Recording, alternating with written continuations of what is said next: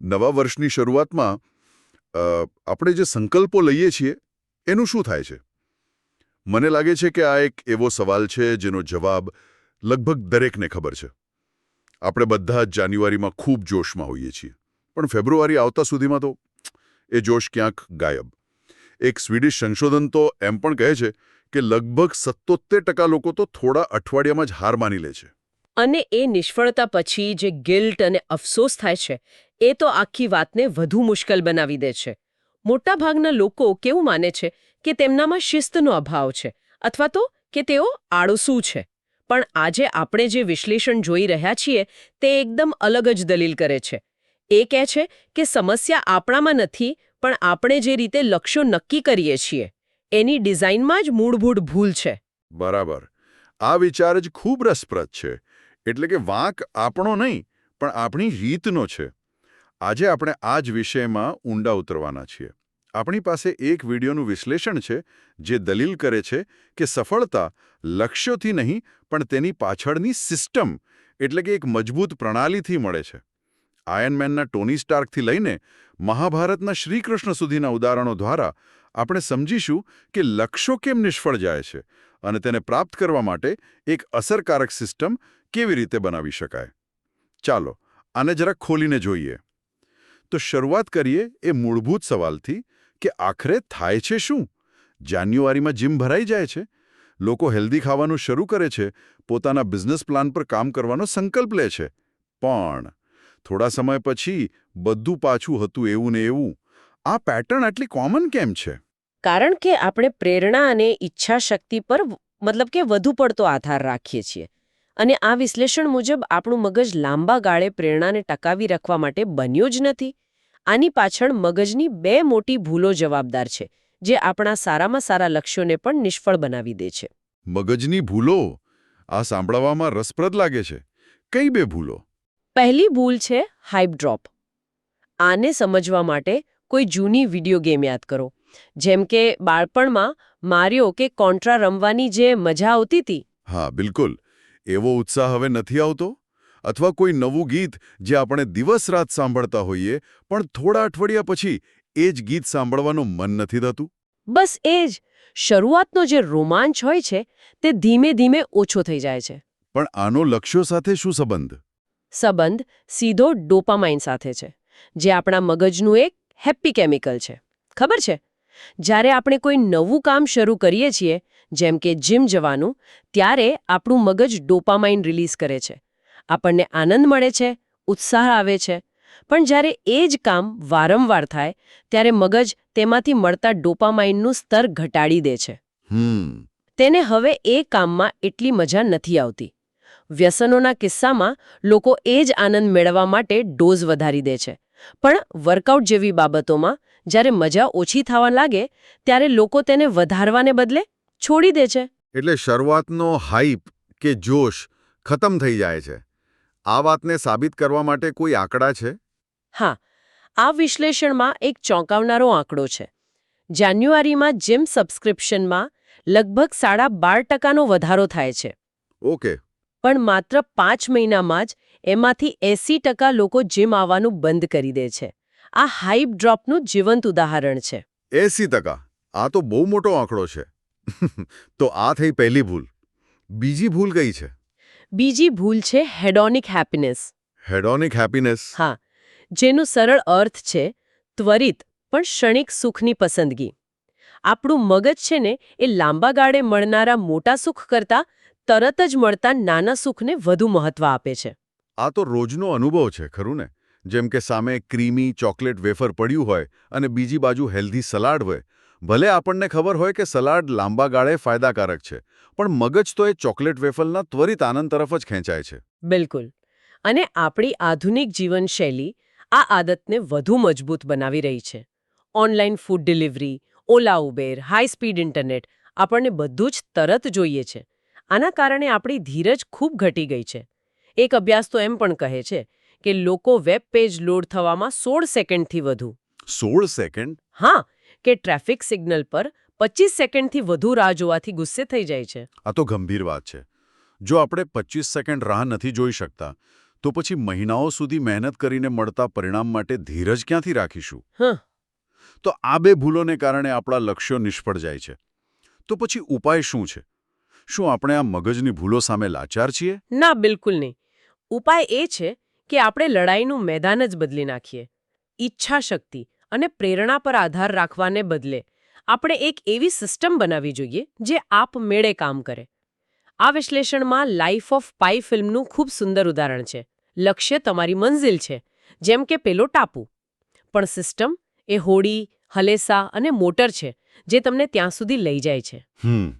એક દિશા આપે છે, બીજું પ્રગતિ કરાવે છે. બરાબર. સિસ્ટમ. જ્યારે હું આ શબ્દ સાંભળું છું ત્યારે મારા મગજમાં કોઈ જટિલ ટાઈમટેબલ કે નિયમોની યાદી આવે છે. શું અહીં એ જ અર્થ છે? ના ના, અહીં સિસ્ટમનો અર્થ એનાથી ઘણો ઊંડો છે. સ્ત્રોત તેને સબકોન્શિયસ ઇમ્પ્રિન્ટ્સ અથવા તો મગજનું વાયરિંગ કહે છે.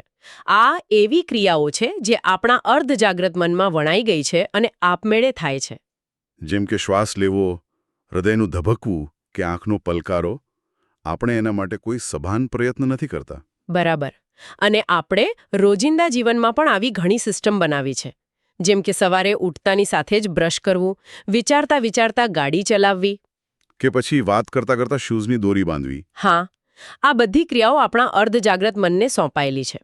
વિચાર એ છે કે આ જ સિદ્ધાંત જીવનના મોટા લક્ષ્યો માટે લાગુ પાડવામાં આવે. જો એકવાર તમારા લક્ષ્ય માટેની સિસ્ટમ બની જાય તો પછી પ્રેરણા ઓછી થાય કે શિસ્ત તૂટે તો પણ વાંધો નહીં આવે, કારણ કે તમારું અર્ધજાગ્રત મન પોતાનું કામ કરતું રહેશે. આ વિચાર જ ક્રાંતિકારી છે. એટલે કે ઈચ્છા શક્તિને બદલે આદતની શક્તિનો ઉપયોગ કરવો. પણ સવાલ એ છે કે આવી સિસ્ટમ બને કેવી રીતે? આ કોઈ જાદુ તો નથી? આ મગજનું વાયરિંગ બદલવા માટે શું કરવું પડે? આ માટે વિશ્લેષણમાં 3 મુખ્ય પગલાં સૂચવવામાં આવ્યા છે. અને પહેલું પગલું સૌથી પાયાનું અને કદાચ સૌથી શક્તિશાળી છે. તે છે આઇડેન્ટિટી શિફ્ટ, એટલે કે તમારી ઓળખમાં પરિવર્તન. ઓળખમાં પરિવર્તન? આનો શું અર્થ થયો? આનો અર્થ એ છે કે તમે શું કરવા માંગો છો તેના પર ધ્યાન કેન્દ્રિત કરવાને બદલે તમે શું બનવા માંગો છો તેના પર ધ્યાન કેન્દ્રિત કરો. જે કે રોલિંગની વાર્તા જુઓ. અસંખ્ય પ્રકાશકો દ્વારા તેમની હેરી પોટરની હસ્તપ્રત નકારી કાઢવામાં આવી, છતાં તેમણે લખવાનું ચાલુ રાખ્યું, કારણ કે તેમનું લક્ષ્ય માત્ર પુસ્તક પ્રકાશિત કરવાનું નહોતું. તેમની ઓળખ હતી, હું એક લેખિકા છું અને લેખકો લખે છે, પછી ભલે તેમનું પુસ્તક પ્રકાશિત થાય કે ન થાય. વાહ! એટલે પરિણામ આધારિત વિચારસરણીને બદલે બિલકુલ, ઓળખ આધારિત વિચારસરણી. જેમ્સ ક્લિયરનું એક પ્રખ્યાત વાક્ય છે, તમે જે પણ કાર્ય કરો છો તે એ વ્યક્તિ બનવા માટેનો એક મત છે જે તમે બનવા માંગો છો. આ વિશ્લેષણમાં ધૂમ્રપાન છોડનારા 2 લોકોનું ઉત્તમ ઉદાહરણ છે. જ્યારે બંનેને સિગરેટ ઓફર કરવામાં આવે છે ત્યારે પહેલો વ્યક્તિ કહે છે, ના આભાર, હું છોડવાનો પ્રયત્ન કરી રહ્યો છું. આ વાક્ય સૂચવે છે કે તે હજી પણ પોતાની જાતને ધૂમ્રપાન કરનાર તરીકે જ જુએ છે. અને બીજો વ્યક્તિ કહે છે, ના આભાર, હું ધૂમ્રપાન કરતો નથી. આ નાનકડો ફેરફાર તેની નવી ઓળખ દર્શાવે છે. તે હવે એવો વ્યક્તિ નથી જે ધૂમ્રપાન કરે છે. બરાબર. આ માનસિક પરિવર્તન ખૂબ જ શક્તિશાળી છે. મારે ફિટ થવું છે એમ વિચારવાને બદલે હું એવો વ્યક્તિ છું જે ક્યારેય વર્કઆઉટ ચૂકતો નથી, એવી ઓળખ બનાવવી. તો ઓળખ બદલવી એ પાયો છે. હું એક વાચક છું એવું માનવું એ મારે વાંચવું છે કરતાં વધુ શક્તિશાળી છે. પણ એ નવી ઓળખને રોજિંદા જીવનમાં કેવી રીતે ઉતારવી? એને નક્કર પગલામાં કેવી રીતે ફેરવવી? આ મને બીજા પગલા તરફ લઈ જાય છે. બરાબર. બીજું પગલું છે ઈચ્છાઓને માળખામાં ફેરવવી. આપણી મોટાભાગની નિષ્ફળતાનું કારણ એ છે કે આપણા લક્ષ્યો સ્પષ્ટ નથી હોતા. તે માત્ર ઈચ્છાઓ હોય છે. મારે વજન ઘટાડવું છે અથવા મારે વધુ પૈસા કમાવા છે. આ બધી ઈચ્છાઓ છે, માળખું નથી. શાળાની પરીક્ષાઓ યાદ આવે છે? જ્યારે પરીક્ષામાં 2-3 દિવસ બાકી હોય ત્યારે આપણે કેવું વિગતવાર ટાઈમટેબલ બનાવતા. સવારે 8 થી 10 ગણિત, 10 થી 12 વિજ્ઞાન. ક્યારે, શું અને કેવી રીતે કરવું તેની સંપૂર્ણ સ્પષ્ટતા હતી. એ જ તર્ક અહીં લાગુ પડે છે. મારે ફિટ થવું છે એ માત્ર એક ઈચ્છા છે, પણ મારે એલિટ એથ્લીટ જેવી ફિટનેસ મેળવવી છે, જેના માટે મારે શરીરની ચરબી 8% ઓછી કરવી પડશે અને 90 મિનિટની મેચ માટે સ્ટેમિના બનાવવો પડશે. આ એક માળખું છે. વિશ્લેષણમાં વિરાટ કોહલીનું ઉત્તમ ઉદાહરણ છે. તેમણે પોતાની ફિટનેસ માટે એકદમ સ્પષ્ટ માળખું બનાવ્યું. તેમનો દૈનિક આહાર, જીમ સેશન, ઊંઘનું ટ્રેકિંગ બધું જ એ માળખાનો ભાગ હતું. ઓકે, આ ઈચ્છા નથી, આ એક સિસ્ટમનું બ્લૂપ્રિન્ટ છે. એટલે કે આપણી ઈચ્છાઓને માપી શકાય તેવા અને સ્પષ્ટ પગલાંમાં વિભાજિત કરવી. ઓળખ નક્કી થઈ ગઈ, માળખું પણ બની ગયું. હવે એને રોજિંદા જીવનમાં અમલમાં કેવી રીતે મૂકવું? અહીંથી ત્રીજું પગલું શરૂ થાય છે, જે મને લાગે છે કે સૌથી વધુ પ્રેક્ટિકલ છે. હા, ત્રીજું અને સૌથી મહત્વનું પગલું છે સિસ્ટમના 4 સ્તંભો. આ 4 સ્તંભો તમારી સિસ્ટમને મજબૂત અને લગભગ નિષ્ફળતા પ્રૂફ બનાવે છે. પહેલો સ્તંભ છે ટ્રિગર એન્જિનિયરિંગ. ટ્રિગર એન્જિનિયરિંગ, આ કોઈ ટેકનિકલ શબ્દ લાગે છે. નામ ટેકનિકલ છે, પણ કોન્સેપ્ટ ખૂબ સરળ છે. આનો અર્થ છે તમારા મગજને કોઈ ક્રિયા કરવા માટે સ્પષ્ટ સંકેત આપવો. એક બ્રિટિશ અભ્યાસમાં લોકોને 3 જૂથમાં વહેંચવામાં આવ્યા. પહેલા જૂથને ફક્ત કસરત કરો એમ કહેવાયું. બીજા જૂથને કસરતના ફાયદાઓ વિશે પ્રેરણાત્મક માહિતી આપી. અને ત્રીજા જૂથને ફક્ત એક વાક્ય લખવા કહેવાયું: હું આવતા અઠવાડિયે દિવસ ના રોજ સમય વાગે સ્થળ પર 20 મિનિટ માટે કસરત કરીશ. અને પરિણામ? મને લાગે છે કે બીજા જૂથ, જેને પ્રેરણા મળી હતી, તેણે સારું પ્રદર્શન કર્યું હશે. આશ્ચર્યજનક રીતે ના. પહેલા અને બીજા જૂથમાં કોઈ ખાસ તફાવત નહોતો. બંનેમાંથી લગભગ 35-38% લોકોએ જ નિયમિત કસરત કરી. પણ ત્રીજું જૂથ, જેણે સ્પષ્ટ યોજના બનાવી હતી, તેમની નિયમિતતા 91% હતી. 1 મિનિટ, 91%? ફક્ત ક્યારે અને ક્યાં કસરત કરવી તે લખવાથી? આ તો જબરદસ્ત તફાવત છે. મેં ક્યારેય વિચાર્યું નહોતું કે આટલું નાનું પગલું આટલું મોટું પરિણામ લાવી શકે છે. આ જ ટ્રિગરની શક્તિ છે. એ વાક્ય મગજ માટે એક સંકેત બની ગયું. આનો ફોર્મ્યુલા ખૂબ સરળ છે. જ્યારે ટ્રિગર થશે ત્યારે હું આ ક્રિયા કરીશ. અને હેબિટ સ્ટેકિંગ પણ કહે છે.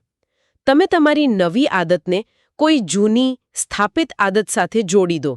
જેમ કે જ્યારે હું સવારે બ્રશ કરવાનું પૂરું કરીશ ત્યારે હું 10 પુશઅપ્સ કરીશ.